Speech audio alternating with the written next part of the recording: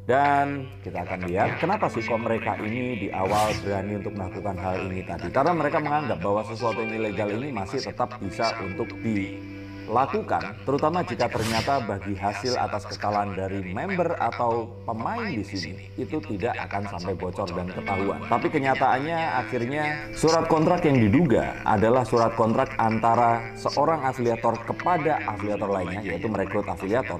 Ini dibuat nilai 80% dan 20%, dan ini kalau saya bilang adalah satu hal yang luar biasa. Sehingga kalau kita lihat di sini, sebenarnya kalau kita ngomong ilegal dan legal, sesungguhnya fitur-fitur seperti PayPal dan sebagainya itu juga tidak jelas legalitasnya untuk negara Indonesia. Karena kantornya tidak ada di negara ini. Sehingga apapun yang kantornya tidak ada, tentu saja itu adalah sesuatu yang ilegal. Tapi sesuatu yang ilegal belum tentu akan merugikan masyarakat yang lain. Nah, mungkin di sini yang lebih ditekankan adalah karena ini jelas-jelas para afiliator ini tadi mengambil keuntungan dari kerugian para member dan player binary option ini tadi. Dan tidak hanya itu juga.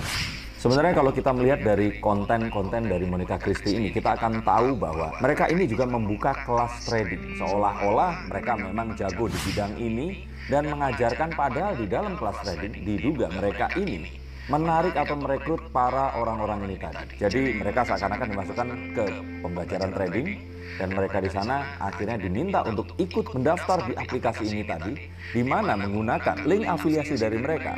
Setiap terjadi kekalahan akan mendapatkan keuntungan tertentu. Kemenangan juga tentu saja. Padahal kalau mereka disuruh trading beneran, saya pikir mereka nggak akan bisa. Karena nggak ada yang latar belakangnya memiliki fundamental pengetahuan tentang trading forex di sini. Bahkan yang membuat miris adalah karena dana-dana yang lainnya, sisa dari yang 80% ini mengalir ke luar negeri. Mungkin orang berpikir, loh perusahaannya emang nggak rugi kalau ternyata 80%-nya diberikan kepada afiliator. Nah, letaknya bisnis itu di situ. Orang selalu berpikir bahwa bisnis itu mendapatkan keuntungan sebesar-besarnya. Padahal yang paling memang akhirnya mendapatkan volume yang paling besar adalah saat walaupun keuntungannya kecil, tapi frekuensi atau kuantitasnya ini banyak. Nah, keuntungan ini diduga hingga triliunan dan puluhan triliun rupiah ini mengalir ke luar negeri dari puluhan afiliator binary option yang memang akhirnya membantu mereka untuk mengalirkan dana ini tentu di situ. Kebanyakan 34 itu baru yang ketahuan. Terdapat di dalamnya juga YouTuber, artis, influencer, selebgram, dan juga orang-orang yang mungkin kita tidak tahu. Tapi hati-hati, orang-orang yang tidak kita tahu ini merekrut orang-orang di pedalaman dan di daerah. Dan jika dijumlahkan, saya yakin puluhan triliun.